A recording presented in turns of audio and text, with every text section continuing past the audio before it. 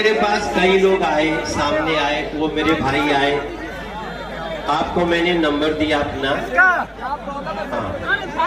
आपका नंबर मेरे पास आ गया है।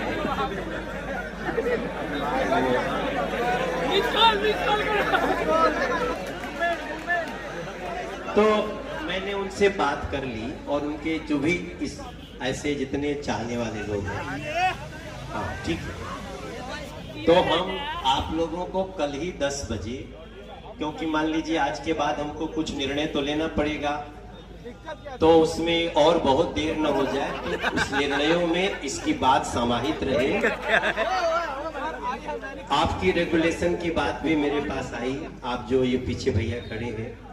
अब मुझे 2-4 मिनट हमारी जो अभी तक की बात है, समझ रहे हैं, उसको आपसे शेयर करने दीजिए। देखिए, ये जो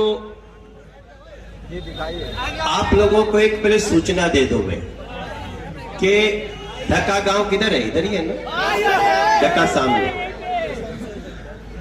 छात्रावास की जो समस्या आती है, जिसके कारण आपको बहुत किराए पे जाना पड़ता है, बहुत सारे किराए लगते हैं, ब्रोकरेज भी बहुत लगते हैं। ये बात हमारे ध्यान में अभी 5-6 दिन के अंदर आई है। तो जो लोग भी मेरे पास गए थे, वो लोग जो बातें कहे हैं वो टैली हो रही है। अभी कभी कभी क्या होता है कि मेरे पास 5 लोग आ गए और 5 लोग ऐसी बात कर रहे हैं, बिल्कुल यहाँ से सब खत्म हो जाए भाई साहब, यहाँ कुछ नहीं होना चाहिए, सारी जनता परेशान है।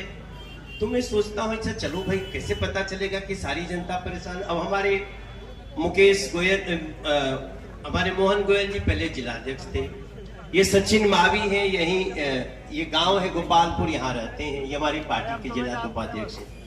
ये लोग कहते हैं भैया नहीं, यहाँ तो बहुत लोगों का रोजी रोजगार चल रहा है, और ये हमने कई फिल्में हमने देखी है मुखर्जी नगर पे बनी हुई।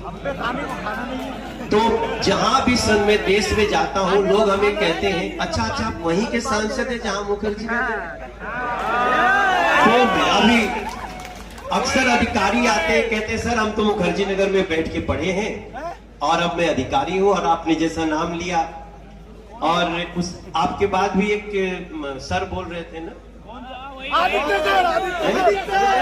मणिकांत जी सबसे पहले बोले, और क्रिस्टोफर जी। अच्छा, क्रिस्टोफर जी आप ही हैं, बड़ा नाम है। और हमारे अखिल मूर्ति जी। चलिए, मेरा सौभाग्य नहीं हुआ पढ़ने का आप लोगों से, और मणिकांत जी आपसे तो मेरी भेंट होती रहती है। देखो भैया, मैं चाहता हूं कि मुखर्जी नगर जिस तरह से पहचान है उसको बनाए रखा जाए, इसको कोई डिस्टर्ब करने वाली शक्ति हमारे बीच में न आए। मैं इसका पक्षधर हूं।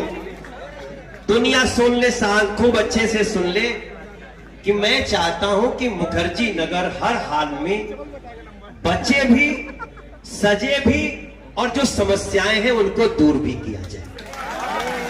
समस्याएं दोनों तरफ की दूर होनी चाहिए। जो छात्र को हो रही है वो भी दूर होनी चाहिए। जो इसके कारण कई लोग हमारे ऐसे परिचित हैं जो कहते हैं देखो जी, मेरे घर के बाहर इतनी भीड़ लगती है, लोग आते हैं, बहुत सिगरेट पीते रहते हैं जी, मेरा जीना दुबर हो गया।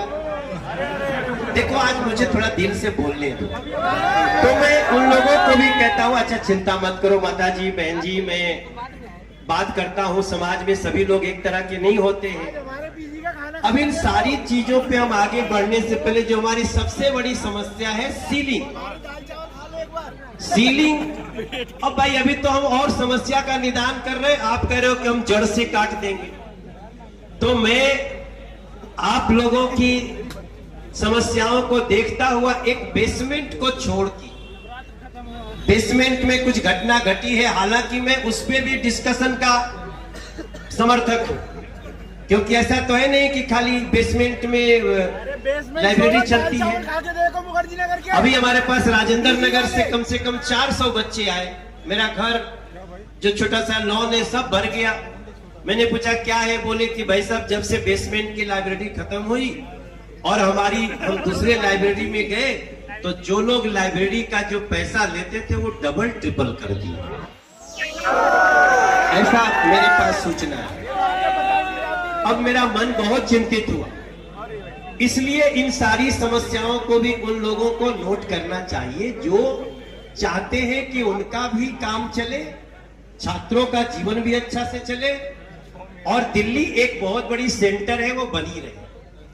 कई बार मैं देखता हूं कि राजेंद्र नगर में जो नहीं हो रहा है वो मुखर्जी नगर में हो रहा है।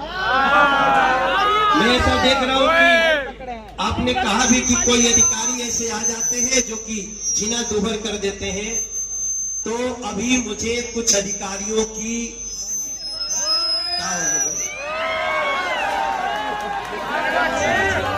भैया क्या हुआ, इसको संभाल के देखो अंदर वाला निकल जाता है। भोजपुरी का कोई भाषा है, आप कितने लोग भोजपुरी जानते हो? बहुत धन्यवाद। तो क्या माई की भाषा हम आओ तेरे रास्ते में हो माई ऐसे बतियाओ। जो अधिकारी नियमों का बिना ध्यान दिए या कोर्ट के गलत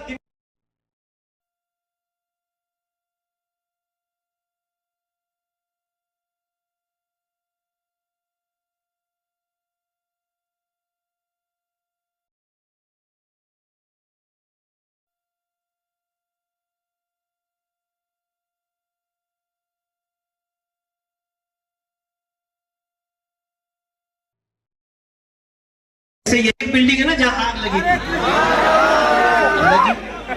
जिस दिन मैं आया था मुझे बहुत आप लोगों ने रगड़ा। कई लोग तो इतना रगड़े कि कुछ लोग हमको बोले अरे तू झूठे पगला है यार, मैं क्या। हमने कहा नहीं भाई अभी गुस्से में है लोग, छात्र हैं तो उनको हमें सुनने दो। फिर हमको अंदर लोग ले गए, चलो अंदर चलो, देखो वहां बहुत सारे लोग। तो मैंने डीसीपी के साथ, हम कुछ लोग कहते थे हमें भी ले चलो, भैया मैं तुम्हारा प्रतिनिधि हूं ना यार, आप मेरे पे भरोसा करिए, कर सकते हैं। देखो सी सेट यहीं से शुरू हुआ था, मुझे अखिल जी ने याद दिलाया, अखिल मूर्ति जी ने, और मुझे 2 घंटे में समझ में आया कि सी सेट की व्यवस्था गलत है, इसको चेंज करना चाहिए। और आपको बताऊं आज आप अंदर की कहानी सुन लीजिए।